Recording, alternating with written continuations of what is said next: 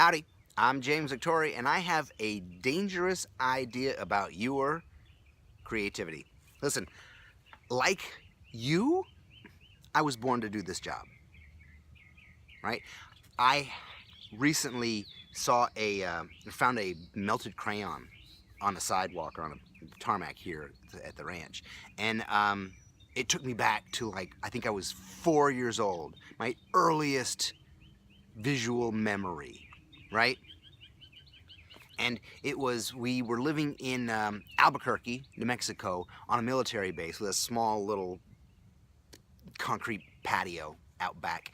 And myself or my sisters had left out a box of crayons, and they'd melted into this pool of mashed, barely mixed colors. And it was beautiful.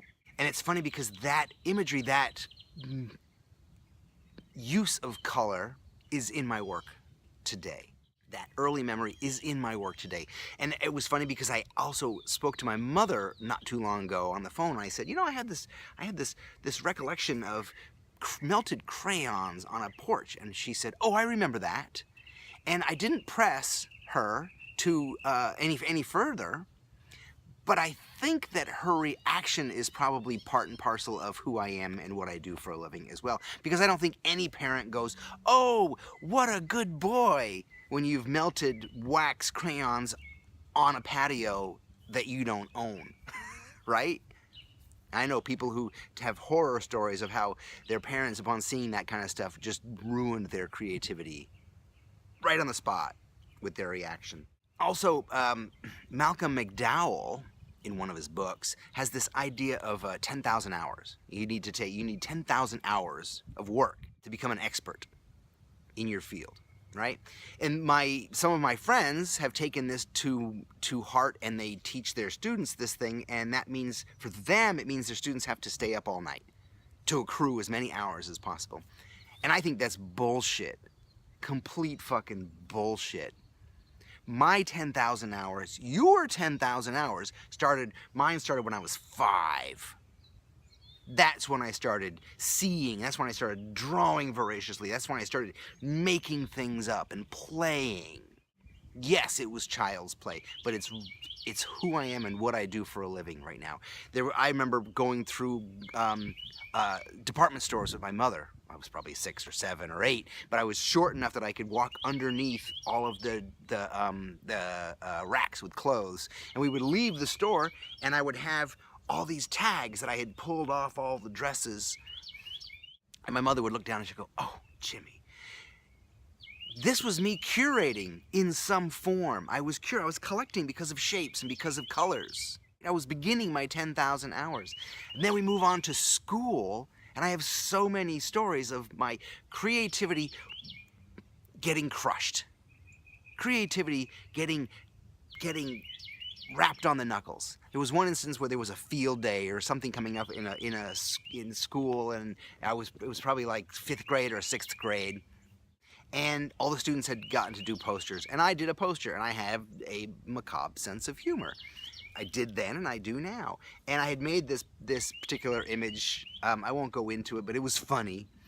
And the next day, or a couple days later, the teacher hands back all the posters, and I had to say, oh, excuse me, Miss Ionelli. That was her name. Miss Ionelli. I said, where's mine? She said, oh, it was inappropriate, so I tore it up. You told me that? You told me that. I can't believe it, right? And then go on further through school. I would get in trouble because I drew in my books.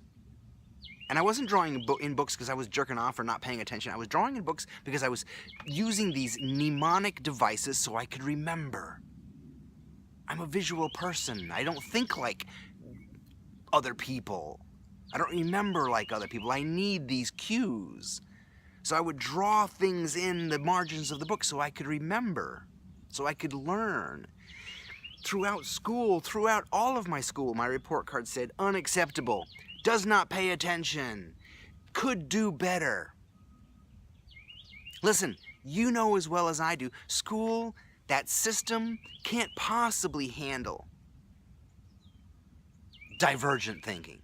can't possibly handle creativity. I understand that. But if you're creative and if you played the way I did, the system failed you. Literally failed you. Right?